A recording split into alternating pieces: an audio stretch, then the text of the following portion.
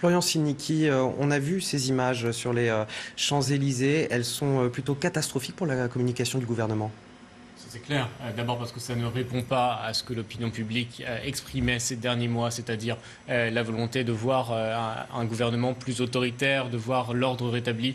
C'est ce que les Français nous disaient d'ailleurs, quitte à maladroitement nous dire on est favorable à un régime autoritariste, sans bien mesurer ce que le terme autoritariste pour l'Institut de sondage voulait dire.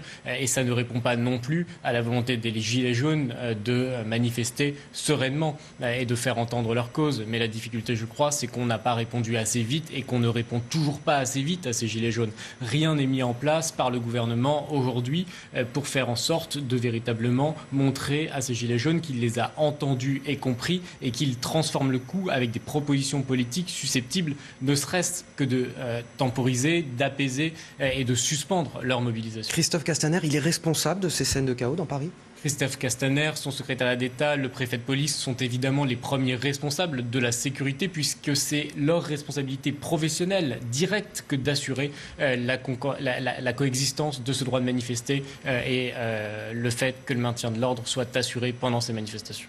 Jean Viard, depuis le début de l'après-midi, enfin jusqu'à la fin de l'après-midi, 57 personnes vont être jugées en comparution immédiate, mais on a beaucoup de mal à définir le profil type du gilet jaune, parce qu'il y a bien évidemment des casseurs, mais aussi des gilets jaunes à bout de nerfs qui parfois sont devenus violents. D'ailleurs, ceux qui ont été jugés la semaine dernière n'étaient pas des casseurs professionnels. Il y a eu une infirmière, enfin je veux dire, c'était des gens qui manifestaient. Bon. Moi je crois qu'il faut dire, une partie des gilets jaunes, ils sont excédés. Moi j'utilise souvent l'image de la cocotte minute. C'est-à-dire à un moment, c'est quand on a une cocotte minute qui chauffe, personne n'enlève le sifflet et il se passe quelque chose. Alors il y a forcément dans les cas, il y a des casseurs professionnels, il y a des gens de partis d'extrême droite, des gens d'extrême gauche, il y a j'allais dire des voyous de banlieue aussi, et certainement à la fin, qui viennent casser les commerces. Mais il y a aussi des gilets jaunes excédés qui se disent, excusez-moi, mais dans un monde de télé en continu, comment on parle de moi? La façon de lutter a changé avec les outils de communication, je vous le reproche pas, hein. Mais je veux dire, à partir du moment où il y a des télés en continu, tout est l'événement qui fait un peu de la fumée passe automatiquement au poste, donc les gens ne militent plus de la même manière qu'il y a 50 ans. Bon, c'est clair que tout ça joue, et puis les gens ont le sentiment de ne pas être entendus. Et ça c'est vrai, vous l'avez dit, mais si vous voulez, l'intervention du président de la République la semaine dernière était un peu complexe par rapport à la demande des gens qui demandent du respect, qui demande qu'on comprenne que la grande France du périurbain, elle vit une situation difficile, y compris de statut. Vous savez, on ne trouve plus non plus d'ouvriers, parce que les métiers de la main, les boulangers non plus.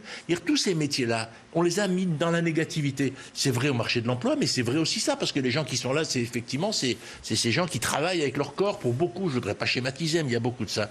Donc voilà, il y a tout ça qui est en question. Jean Viard, vous donniez tout à l'heure une image, celle de la cocotte minute qui est en train de bouillir. Ça fait longtemps qu'elle est en train de bouillir, cette cocotte minute, ou c'est récent? Ça fait plusieurs décennies ou c'est depuis plusieurs mois? Non mais les sociétés changent. Hein. Bon. Donc effectivement, ce qui se passe, c'est qu'on sort de la crise de 2008. Donc ça fait une couche de problème. C'est-à-dire que depuis la crise de 2008, les salaires n'ont plus augmenté. L'argument était, il y a la crise. Bon. Les gens ont dit, il y a la crise, j'accepte. Là, on leur dit, on sort de la crise.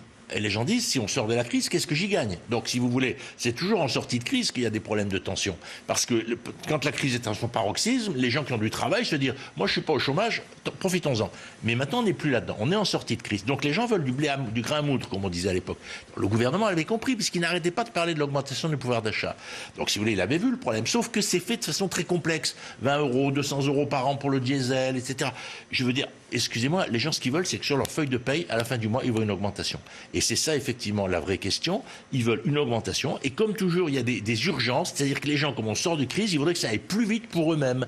Et comme, en plus, pour les plus riches, ça a augmenté plus fortement, les gens disent, attendez, pourquoi les plus riches, ils augmentent de 6% et moi, j'augmente pas? Et donc, effectivement, il y a eu des décalages. Là, c'est des problèmes, je dirais, de gestion de la chose publique qui ont été peut-être un peu légères.